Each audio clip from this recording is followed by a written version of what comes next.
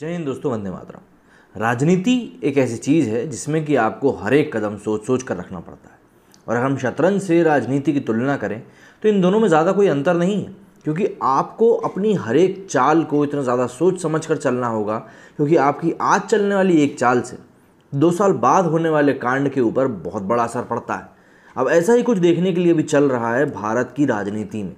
2024 में एक बार फिर से प्रधानमंत्री की कुर्सी के लिए चुनाव होने हैं और 2019 में जिस तरीके से भाजपा ने प्रचंड जीत दर्ज करी थी पीएम मोदी की नेतृत्व क्षमता के अंदर, उसको देखते हुए जितने भी विपक्षी दल हैं वो सभी एक बात तो समझ गए हैं कि इस बार कुछ अलग करना होगा। जाहिर सी बात है, 2019 में भी हम लोगों ने देखा था कि इस तरीके से महागठबंधन हुआ था, लेकिन वो महागठबंधन बुरी तरीके से फेल हो गया था। और इस बार जब 2024 के चुनाव अब सामने आ चुके हैं, हालांकि उनमें 2 साल 3 साल का समय है, लेकिन जैसा कि मैंने आपको कहा कि ये शतरंज की बिसाख की तरह होता है कि आपको बहुत पहले से अगर अपनी चालें सोच समझने में तैयारी कर लेंगे तो आपको ही फ़ायदा होगा। तो ऐसे में जब प्रशांत किशोर की मुलाकात हुई शरद पवार के साथ, तो लोगों ने कयास लगाने शुरू कर दिए कि कहीं ना कहीं ये तीसरे मोर्चे की तैयारी है। और सीधी सी बात है, ये ऐसा ही था जब प्रशांत किशोर के एक बयान ने भारत के राजनीतिक गलियारों में खलबली मचा दी।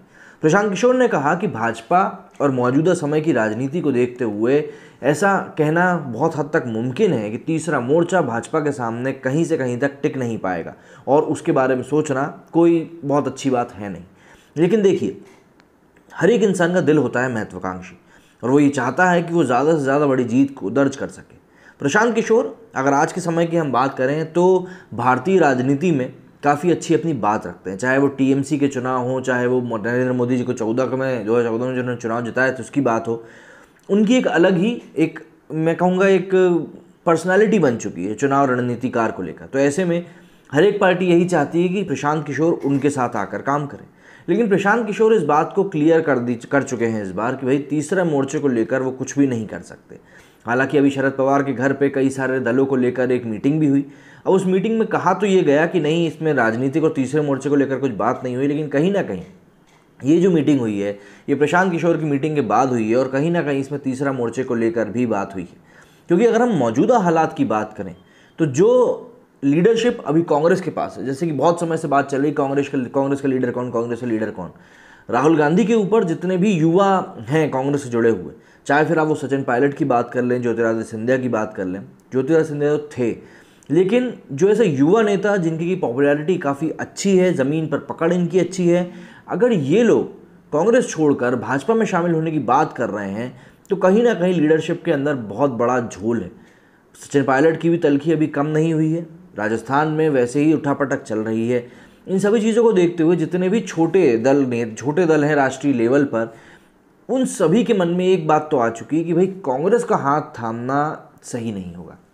और 2019 में वो इसके नतीजा देख भी चुके हैं। कांग्रेस ने ही लीडरशिप उनको लीड किया था, लेकिन फिर भी कई सारे मुद्दों पर वो लोग पास हो नहीं पाए थे। देखिए, ये चीज़ आपको माननी पड़ेगी।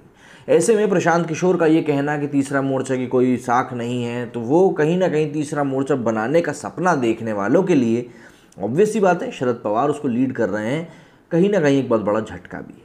तो ऐसे में अब ये देखना होगा कि ममता बनर्जी समेत जो कई सारे और नेता हैं, ममता बनर्जी, मायावती, अखिलेश यादव, कई सारे नेता हैं जो कि प्रधानमंत्री बनने का सपना रखते हैं अपने दिल में, और उनके लिए प्रधानमंत्री की कुर्सी तक जाने का एक ही रास्ता है, और वो है महागठबंधन। ऐसे में तीसरे मोर्चे की भी बातें शुरू हो गई हैं।